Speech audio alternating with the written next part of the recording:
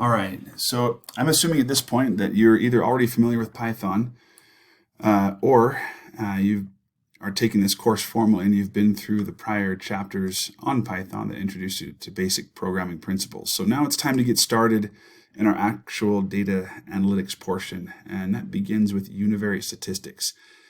But let me back up even a little higher. What we're going to accomplish through these next few chapters or through this playlist is an exploratory data analysis, which is a common first step in data mining projects. This is similar to concepts of like data understanding from the CRISP-DM model or other similar data mining models, but the idea is to simply understand the relationships among the data, including the shape and spread of the data, and the validity to use it for a variety of different predictive algorithms down the road when we want to develop a machine learning pipeline. So for now, let's just begin with univariate stats. These are any statistics that apply to individual variables that ignore any sort of relationship with other variables. We'll get to that part later. So let's just simply cover some concepts. A variable then, you might think of it as a column in a spreadsheet, or a field in a database, or a concept that's being measured. So here I have age, name, and gender being measured. A case then, think of as a record in a database or a row in a spreadsheet. It's an instance of those concepts for a particular, in this case, it's an individual, it's a person. So a record could also be a transaction at a store or a purchase. For example, in that case, a record would have concepts measured like date, total, payment method, or location, or things like that. So in Python, when we use a data frame, we represent variables and cases in data frames, and there are, as you might remember, there are column or attribute labels and indexes. So age is an attribute, or is a column label, but it's also an index 0. And then over here, rows have both labels and indexes. In this case, I don't have any labeled field, but conceptual index here. So three things we want to look at, generally speaking, with univariate analyses are general information like the type of the data of each column, and I'm referring again to variables here, not cases. So I want to explain or describe these variables. Data type, count of values, number of unique values. These are all relevant pieces of information we'll want to know down the road for other types of analyses. Then for numeric variables, I want to know both a range and sort of a middle concept, which also applies to categorical variables to some degree too. So for numeric variables, I can get a min, max, mean, median, quartiles, mode, but for categorical variables, I can still get a mode, which is the most common value. But lastly, and this applies definitely just to the numeric variables, I want to understand the normality and spread of the data across these concepts. So let's talk about what that means next. Normality here, or normalcy, another common term for it, is just the degree to which the data is distributed in what we call a Gaussian or normal distribution. I'm not going to get into the details behind the central limit theorem or this theory that you would get out of a good statistics course, but I am just going to briefly mention that this bell-shaped curve here has valuable properties. This refers to a histogram or a distribution. So here, let's assume that the mean of a particular distribution is 0. Based on this, we get many cases, and again, a case is a record or a value of an attribute or of a field. We get many that are in the middle and few that are in the lower ranges or in the upper ranges. So we like this shape. Now, this doesn't always occur in practice. For example, I might have a data set of people from a research study, and a common requirement of research studies is that participants are 18 years of age or older. So the shape of that data is that I'm going to have nobody from 0 to 18, and then a lot of people starting at age 18 and fewer with older ages, because typically you get younger people who are looking for the money from an experiment that are willing to participate in experiments. So oftentimes data is not shaped like a normal bell curve. But many of our analyses depend on the assumption that it is bell-shaped. So what we need to do in our univariate statistics is find out just how normal or bell-shaped each of our numeric variables are. So we'll have various measures for those that we'll get to later in the chapter. For now, I just want you to understand that this concept of a normal bell-shaped curve, few values in the lower and higher regions, increasing, and then many in the middle. Okay, let's move on. Lots of other types of distributions that are relevant, but this is the one we're most interested in identifying or describing in univariate statistics. So if you're taking this actual course, there's a reading quiz just based on these concepts that students will often read before they come to class. I'm going to skip ahead, and let's go ahead and start in Python to measure some of these things. So I'm going to go to Collab, open up a new notebook, and we're going to start here with univariate stats. We're going to save charts for the next video or next chapter. So let's begin. You already know how to pull in a data set. Let's go ahead and pull in through pandas as PD. Let's get a CSV file that we've used before, I think in prior chapters or other playlists, and it's an insurance data set. So we're going to create a data frame object, set it equal to a pandas read underscore CSV constructor based on now if you're in my course and you've downloaded this file, you can pull it from your own machine, but I'm going to pull most of these data sets that we use on these videos straight from my web server, just because it's a lot easier when we're using a cloud tool like Collab, so I don't have to mount Google Drive and all that. So it's on ishelp.info/data/insurance.csv. Let's just go ahead and take a look and see what we're working with here. So this is a classic data set that's been used many times to teach data statistics and data mining topics. You can find it on Kaggle. It's freely available there. This is actual data of an annual insurance out-of-pocket cost, not for the customer, but for the insurance company. And this is information about that customer of theirs: age, sex, BMI, children, whether they smoke, and region. What would you do with this data? Well, I might analyze it to find out how much these factors explain or are related to charges.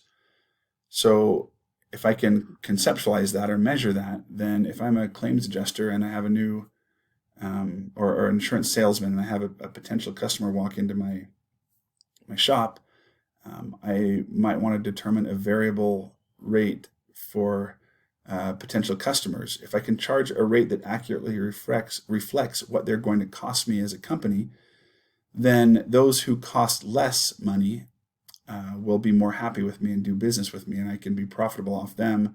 And then those who cost more money, I can knowingly charge a higher rate and not lose money on them.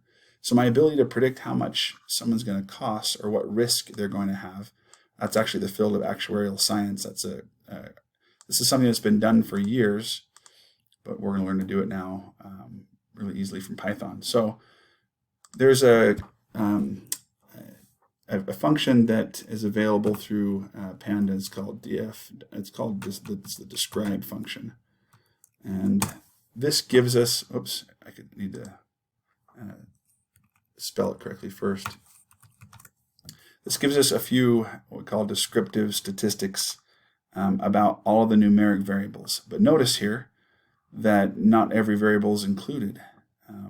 All of our categorical ones, sex, smoker, region, none of those are in there, and that's because most of these metrics don't apply to them. However, some of them do apply.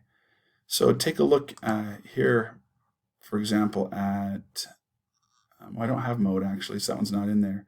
Count, that one would apply. It simply counts the non-empty values of each record. And in this data set, it's a super clean one. Naturally, I don't have any missing data, so I get to see all of them. So something I can do in addition to that, another useful one is df.shape before I even describe. Shape does not need parentheses. There we go. This tells me, if I didn't print it out ahead of time, and if I just done the describe function, this tells me the number of rows and number of columns in the data set. So I can see, okay, not all of my columns are actually being analyzed. That means I must have 3 categorical columns. These are useful statistics that we'll talk about here in a bit, but there's even more that I would want to measure than just these. So let's go through the process of learning to create all of these from scratch, including all the other ones we're going to want to use. So shape is a useful one to see what we're looking at with this particular data set. But let's print out, let's learn how to do the count manually. So here's what we're going to do. Let's type in df.age.count, just so you can see what that does. So here's my count score. I can refer to a data frame, column, and then a method like count. Well, let's actually print this out and make the results look a little bit nicer. Let's print, and I'm going to use the fstring method that you may have learned earlier if you took this, if you've been taking this course. Actually, I'll leave count there. And what I'm going to do here is say age, colon, and then I put my curly brace around there, and there we go. That will allow this formula to be used within the string right here. Close that print. We'll call that good enough. By doing that, I don't have to cast this into a string like I do if I were to just do a string concatenation. And in fact, let's go ahead and do this for all 7 of my columns in the data set. So I'm going to print out the rest of them. Well, what are all my other columns? Well, I can see a few of them. I can see BMI, but, well, actually I can see all of them up here. But what I can do, let's say I can't see all of them. You might remember from our data frames chapter that one thing I can do is say df.columns, just to get a list of all, oh, not text. Sorry about that. Code, df.columns. There we go. I can see a list of the actual columns in the data frame. So down here, I can now just do a quick copy paste into all these. Whoops.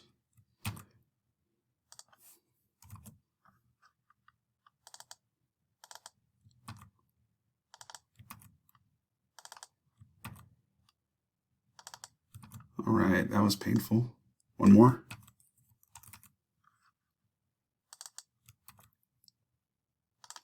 All right. Later on, by the way, in this playlist and course, I'm going to walk you through how to automate this process so that you don't have to go through those painful copy paste. All right, so here we go. We got our count from this count table, just like it is up here, except we didn't have to turn it into a float with a lot of decimals. Oh, and maybe it would make sense if I had gone through and done this for each. All right, go ahead and waste your time and make you watch me do it.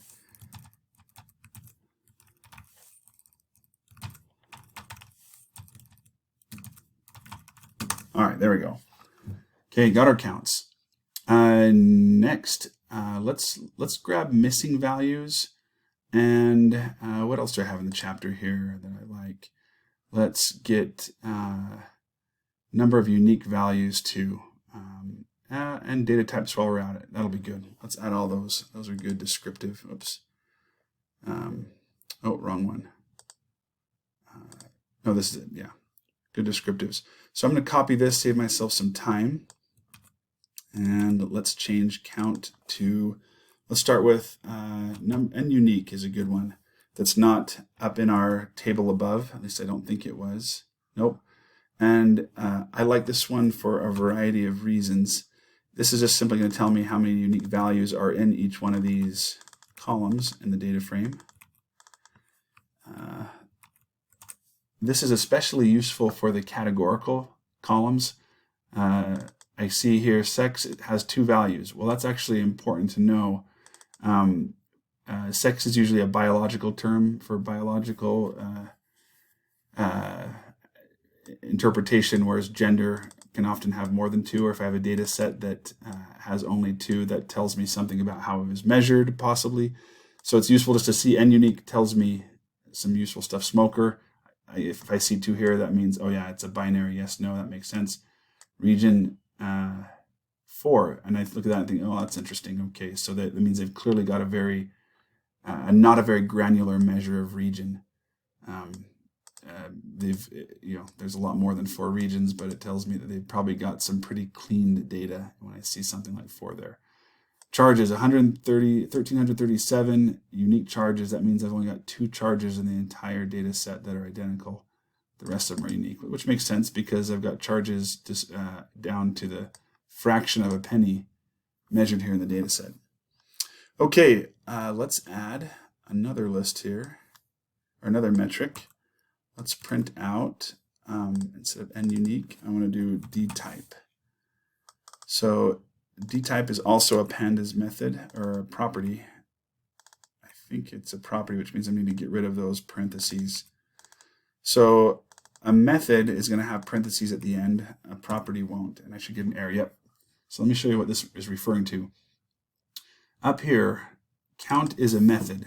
It does something. It looks at this object, this df.age, and counts out the number of values in it. Same thing with nUnique. It's a method that has to count all the values that are unique. Dtype is a property of this age. It doesn't have to run a method or do some task. It's something about that object, which means I don't need parentheses, which implies that it's a method. So dtype, it has a dtype. It doesn't need to be calculated. So there I can see here's the data type of all those.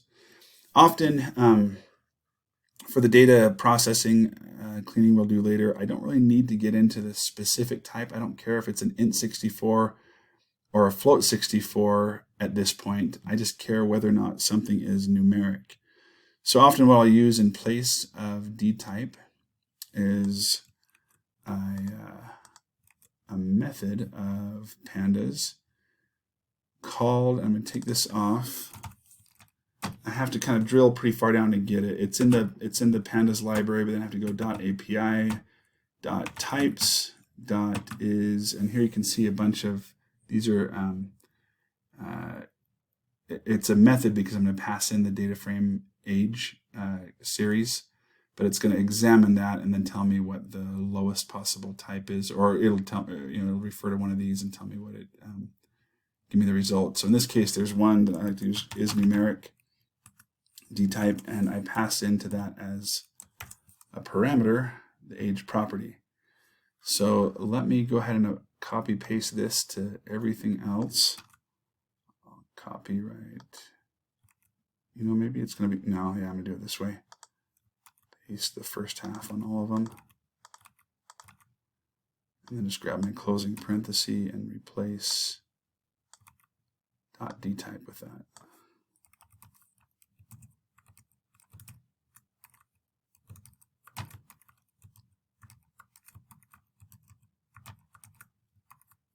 Okay, so this returns as a simple true-false value for each.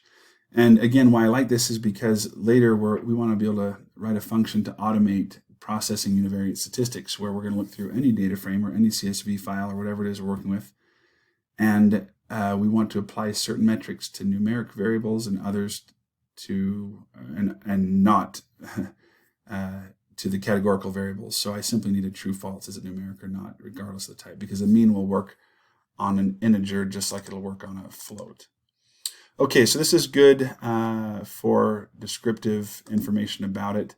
Later in the playlist we'll get into looking at missing data, but who cares? I'm going to show it now anyway. This is a useful feature. In this data set I don't have anything missing, but I just want to show you it's is null, and that's a method, and then we want to sum is null. Is null is going to look at each individual value and tell us whether each cell is blank, and so we need to run sum on that.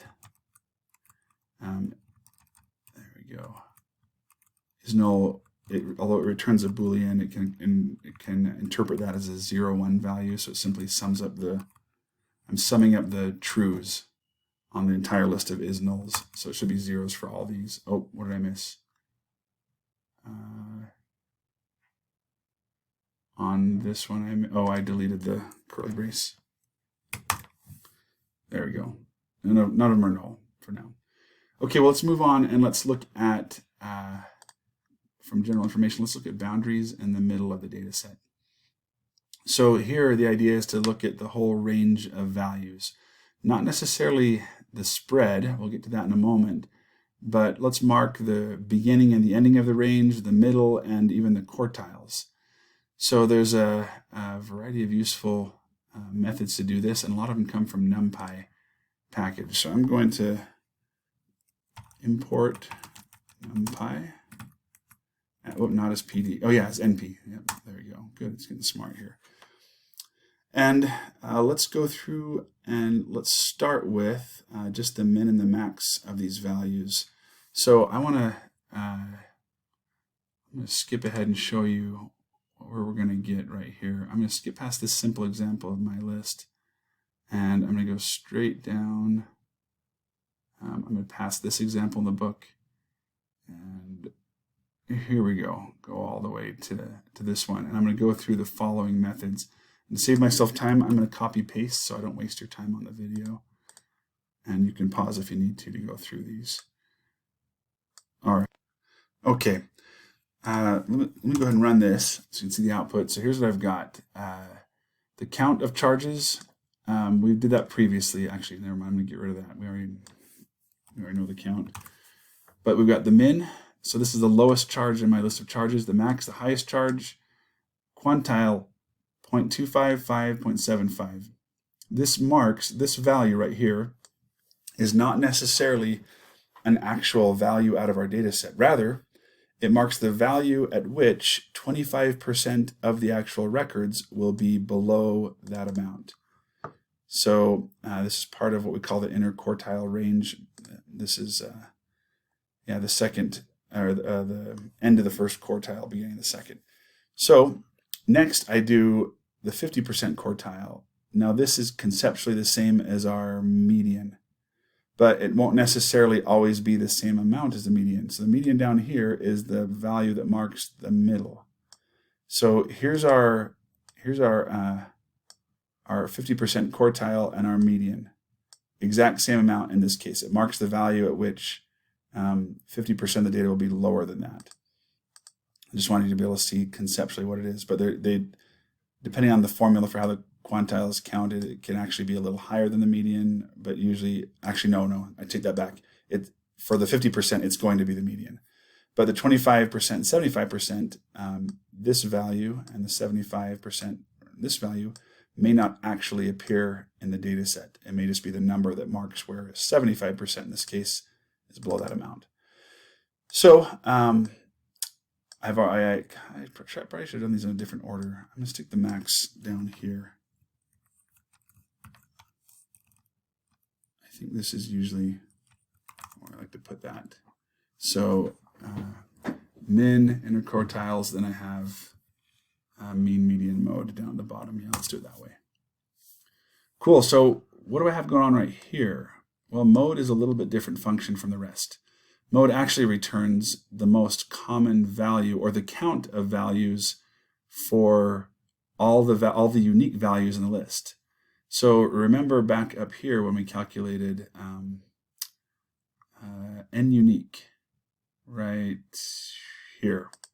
Number of unique charges was 1337. There's only 2 values in the whole data set that were the same. So what the mode function actually does is it looks at those unique values and then it counts up the number of times that they all occur and sorts it by the greatest to the least.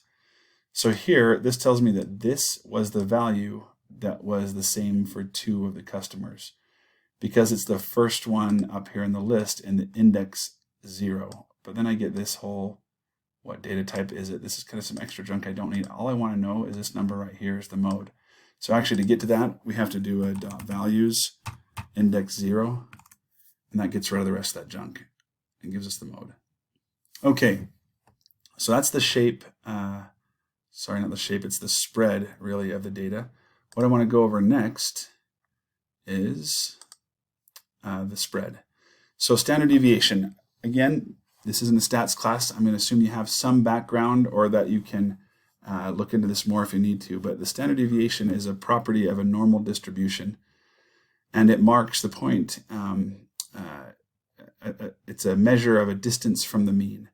So assuming the mean is 0 here, then the one standard deviation from the mean based on the shape of what a Gaussian distribution or normal curve or bell-shaped curve is, that should mark a total of 68.2% of the data if I go a full standard deviation out in either direction. By definition, that's what a standard deviation is. So 2 standard deviations as the bell shape changes and that descent decreases, then we get an additional, 27.2% on top of that. And then 3 standard deviations gives us 99.8% of the data in a normal bell curve. So standard deviation is a useful measure to understand how spread out the data is. So if this distance from the mean to one standard deviation is larger, then that means that our curve or our data is more spread apart. All right, well, standard deviation is a pretty straightforward formula. This case, this is a sample standard deviation, meaning we're assuming that the standard deviation, the sample that we have, is not necessarily the entire population of people we're interested in. In data science, we're almost always using the formula for a sample. The only difference of a standard deviation for an entire population is we don't have this -1 down here at the bottom in some of our measures like standard deviation. So in this case, that formula is pretty easy to implement. It's both in NumPy, it's in Pandas, and it's easy to calculate just like the rest. So let's go ahead and add that one here to our list. Oops, I keep going to the wrong one. Okay, let's, I'm just going to do charges only. So df.charges .std. There we go. Now notice in NumPy, it's actually going to be different. I imported NumPy previously, so it's already in memory. So I'm just going to say np.charges.std. No, sorry. Whoa, easy. NumPy.std, and then I pass into that df.charges. I think that's it. Yep. All right, look, they're actually different. Why is that? Actually, that's because one of them by default is calculating based on a sample, or assuming the formula for a standard deviation of a sample, and the other one is assuming the formula of a standard deviation for a population. I always forget off the top of my head which is which, but I have it here in the book. There we go. Pandas assumes a sample by default. NumPy assumes a population. To adjust NumPy to be the sample, we include that DDOF equals 1 in the parameter call. So right here. There we go. Now they're the same. So in these data science activities, again, pretty much, I've never run into a context yet where I wanted to use the formula assuming we have the entire population. So we'll usually just use the data frames version anyway, and defaults the sample. Okay, that's the spread. Last thing I want to measure is the normalcy or normality, or maybe the abnormality, I guess you could call it, of a data set. And we refer to that as skewness and kurtosis. This is a classic image. This shows the issue of skewness. It comes when we have a high frequency of values that are low and a lower frequency of values are high. It's easy to get confused. To me, this feels like it's a left skew, but it's actually a right skew. We refer to left to right based on where the long tail is. So when it's skewed right, it's going to have a positive skewness score. A skewness score of 0 means it's a perfectly normal distribution. When it's skewed left, we'll get a negative skewness score. Now, data sets can handle a certain amount of skewness. What I mean by that is it's assumed, like I said earlier, that some of our analyses we'll do later, that will have a normal distribution. If it's not perfectly normal, we can handle a certain amount of that. So the rule of thumb is that if skewness is within plus or minus 1, it's not too skewed to use as a feature. Now we can adjust skewness, but we'll save that for later in the course. Or we can make mathematical transformations to adjust or resolve skewness, but we'll save that for later. For now, we just want to measure it and know what it is. And as you can see, a visualization would also help, but we'll save that for later too. Kurtosis is a different issue. And in this case, it just means the bell shape is too high or too low. We don't actually worry as much about kurtosis for some of the predictive algorithms we'll learn later on. It doesn't have the same problem and hurting the quality of our prediction that skewness has.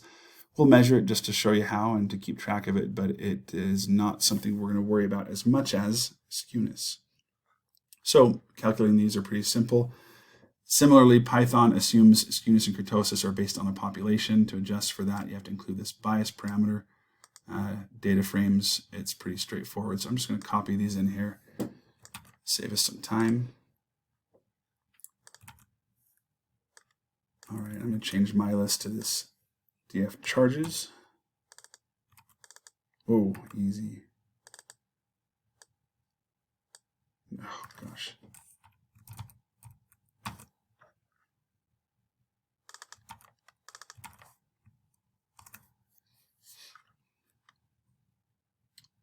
Oh, maybe if I did NP, I didn't pull in those functions themselves. I got to do NP dot those things. Oh, apologize. Oops. Oh, this is from SciPy. I thought it was Python. Sorry about that.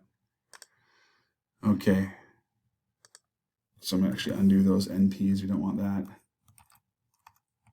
SciPy is another common stats package. Lots of other built-in stats we'll use throughout the semester. So for that one, it also assumes a population, skewness and kurtosis. Down here for data frames, or for pandas, it's just as easy as the rest of them. Instead of skew right here, I say df charges dot skew, and because it's a method, we need to include that after there. So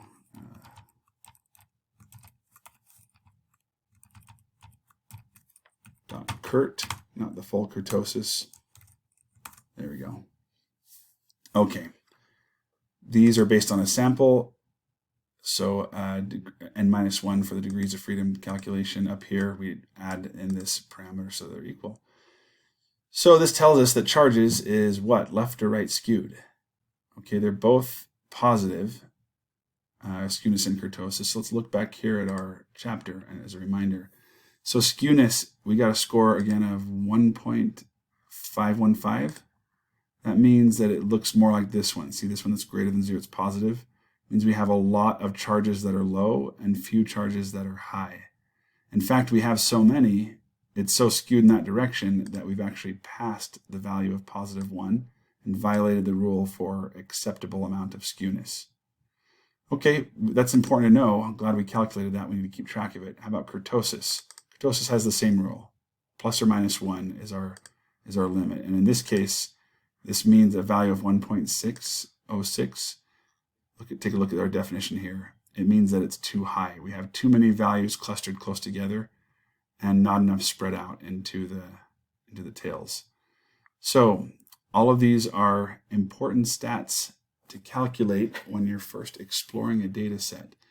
I'm not going to do this now, but a great next step, which I'll save for the next video, is to create a function that will automatically generate all of these scores for every variable in any given data set and dynamically know which ones to choose for categorical versus numeric features. But for now, we'll call it good for this video.